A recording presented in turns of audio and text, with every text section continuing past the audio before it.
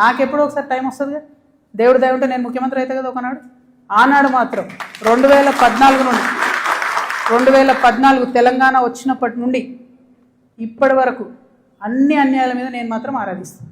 ఎందుకంటే ఎవరు వచ్చి బయటకు వచ్చి మాట్లాడినా వాళ్ళని దబాయించాలి, వాళ్ళ మీద ఒక కేసు వేయాలి, వారిని ఏదో అనాలి, బురద జల్లాలి అని అంటే కుదరదు. నేను అట్లా ఊరుకునే వ్యక్తిని కాదు. నేను తప్పు చేస్తే నేను క్షమాపణ అడుగుతాను. నేను కోరిన క్షమాపణ జనం బాటలో ముందుకెళ్ళినప్పుడు ఎందుకు కోరిన క్షమాపణ? నేను అదే గవర్నమెంట్లో ఉండి అమరవీరుల కుటుంబాల కోసం గట్టి కొట్లాడాల్సిందే అని నాకు మనసుకు అనిపించింది కాబట్టి నేను క్షమాపణ అడిగిన. ఉద్యమకారులను కేవలం నా ప్రాంతంలో చూసుకున్నా కానీ వేరే దగ్గర చూసుకోలేకపోయినా అనే ఉద్దేశంతో క్షమాపణ కోరిన. నేను అట్లే చెప్తున్నా, నేను తప్పు చేస్తే ప్రజలకే చెప్తారే తప్పు చేసినారా భయ్ సారీ అని. నేను తప్పు చేయలే, అందుకే ధైర్యంగా చెప్తాను నేను తప్పు చేయలే. అయినా సరే నా మీద ఏదో బుర్ర చల్లాలి అంటే ఊరుకోను. భగవంతుడు నాకు అవకాశం ఇచ్చినప్పుడు మాత్రం అన్ని బండారాలు కూడా బయటికి తీస్తాను.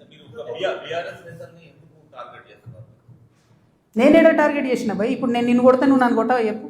వాళ్ళు నన్ను టార్గెట్ చేస్తే నేనేం చేయాలి? మరి నేను ఊరుకోవాలన్నా? నేనైతే గాంధీ తాతను కాదు, నేను అస్సలే మంచిదని నేను చెప్తున్నాను. నేను కేసీఆర్ గారు అంతా ఓపిక నాకు లేదు.